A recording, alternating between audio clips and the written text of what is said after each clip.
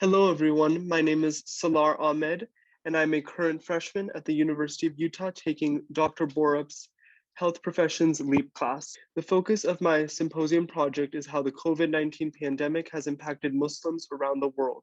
My research question is, how has the COVID-19 pandemic impacted the global Muslim community?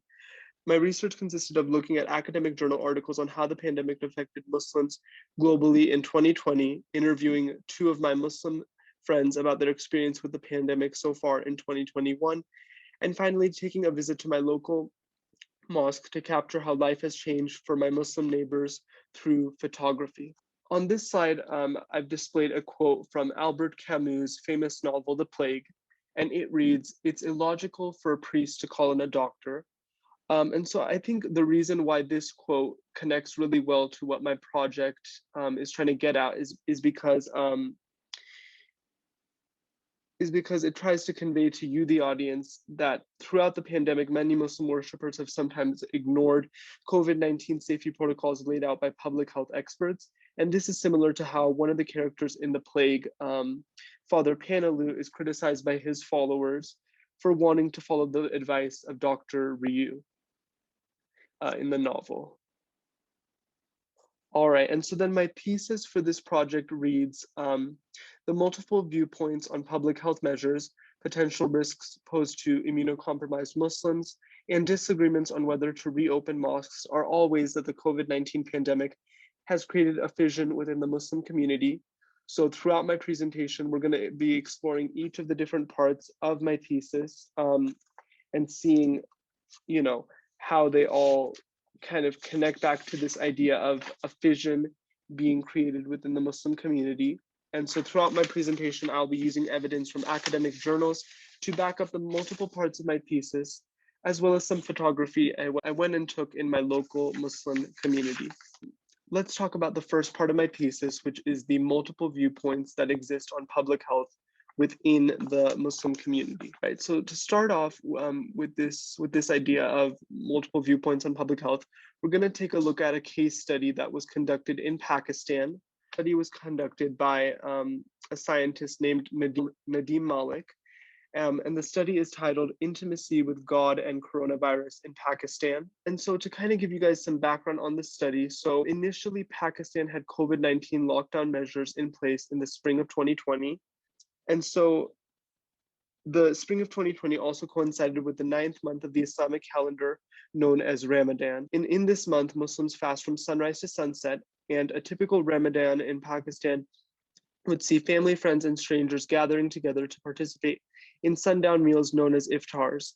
Because of the pandemic, public health experts warned against gathering in groups, but even with this message of caution being laid out, some members of the Pakistani public refused to listen. And just show you that there was like a dilemma that was ignited because worshippers viewed praying collectively as an important act. But public health experts could clearly see why this was problematic for Pakistanis. So this is just a direct quote from the slide, or I'm sorry, from Nadim Malik's study and from my literature review that I wrote on this topic.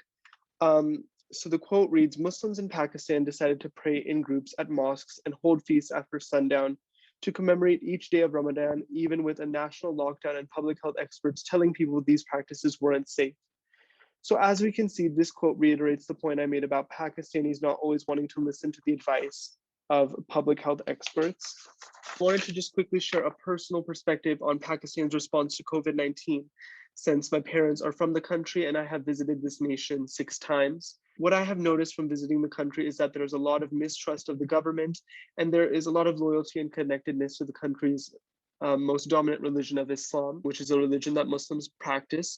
These two factors of religious loyalty and government mistrust contributed to people not wanting to follow pandemic safety measures in the country.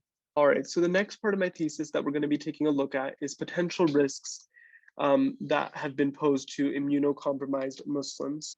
I ended up finding a research study on this idea, and the research study is titled Ramadan Fasting and the Risk of COVID-19.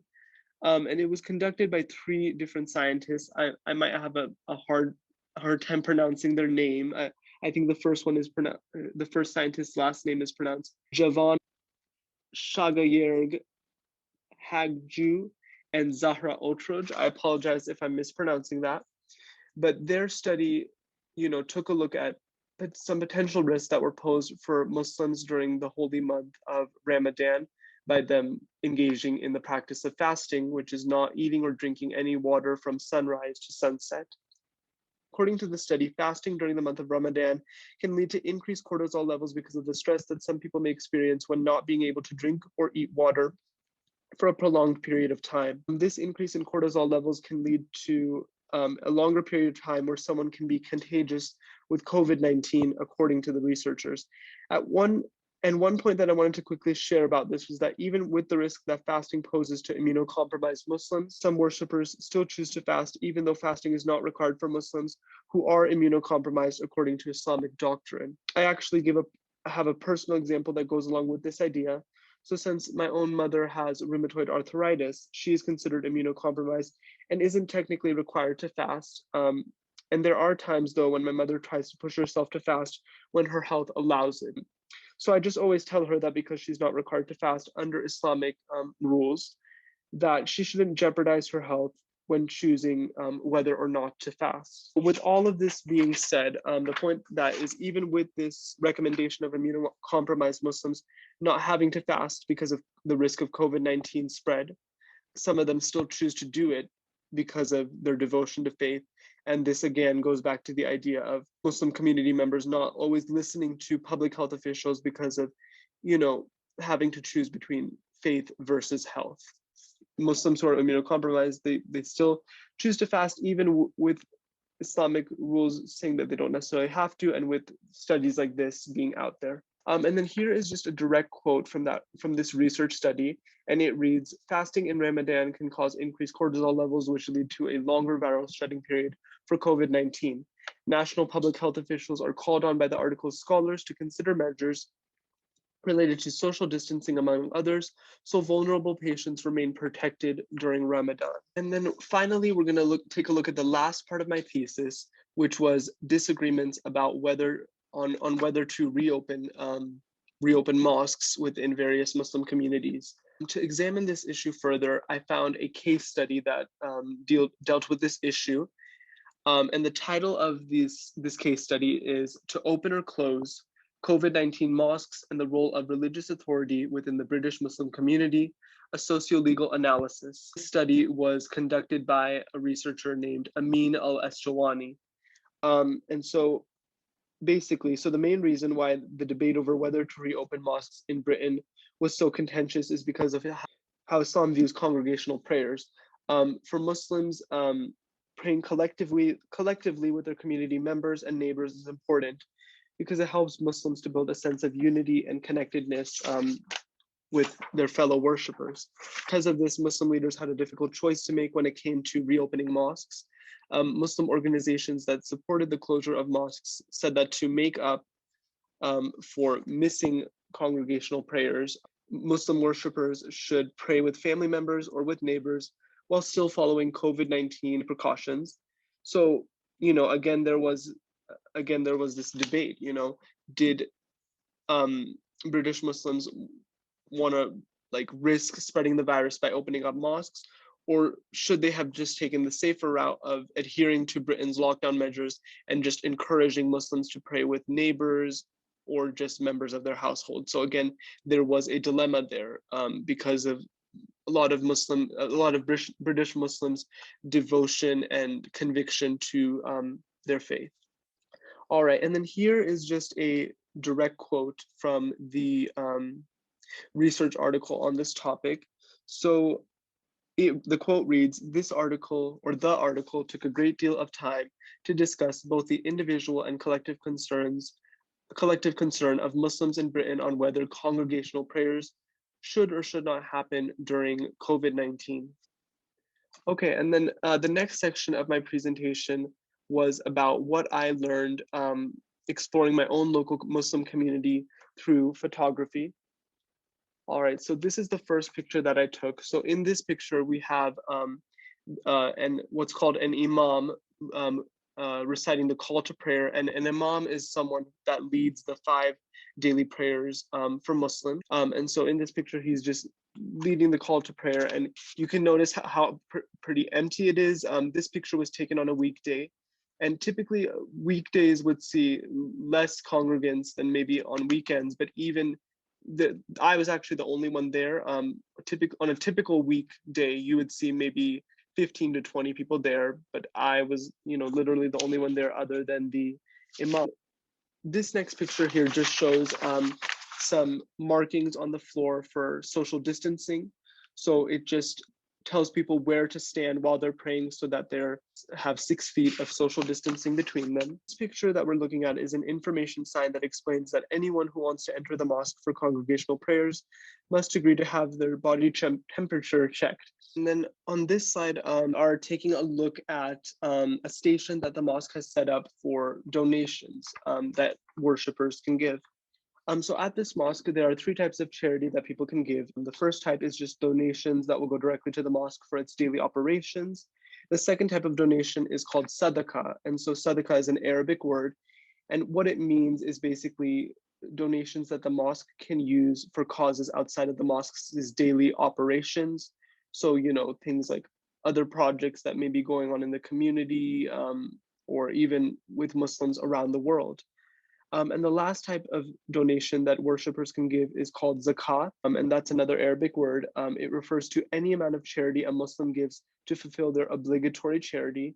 And so in Islam, Muslims are required to give 2.5% of their savings every year in zakat, or obligatory charity. So if they pay the 2.5% in savings every year, they've fulfilled their obligatory charity. This final picture here shows a table that sits next to the spot where the imam leads prayers. On the table, as you can see, there is a copy of a Quran, which is Islam's holy book, just like, the Bible is holy to Christians. And then there is just some tissues, and then as well as some hand sanitizer that the imam or other worshipers can use during the prayer service. Finally, we are going to take a look at some direct quotes that were taken from interviews that I did of 2 of my Muslim friends. The first person I interviewed was my friend Omar Khan, and he had a few things to say. So the first thing he said was, like restrictions on congregational prayers, and not just like for Muslims, there's an innate benefit of praying together, but at the same time, we have to realize like the situation we're in right now. So we have to be considerate of other people. And then Omar also said, quote, I think it's like the responsible thing for them to do to keep the community the most safe from like whatever COVID has to bring. At the same time, I feel like it is like dividing the Muslim community.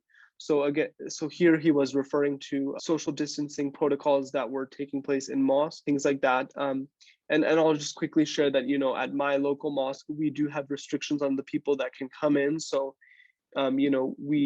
we recommend that older people don't come into the mosque because they're immunocompromised. Second person I interviewed was my friend Laiba Kazi.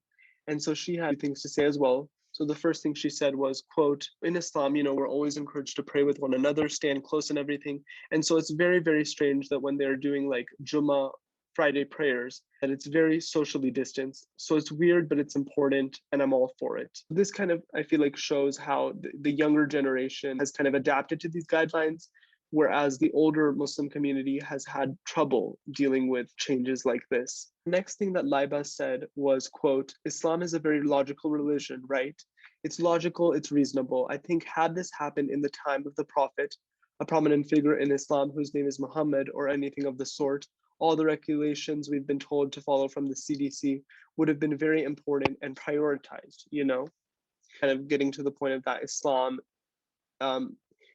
throughout time, the same rules can still apply, and we can still make the religion of Islam work, even with changes that happen over the course of history. Finally, here is my works cited page for all the research articles I collected.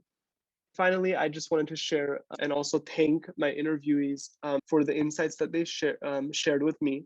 To tell you a little bit about each of my interviewees. So my friend Omar Khan, he is majoring in philosophy, and he plans on going to law school, and he is a student here at the U. And then my friend Laiba Kazi is majoring in political science, minoring in campaign management, and she is also considering going to law school. I want to thank everyone for watching my presentation, and I hope you enjoy the rest of your day.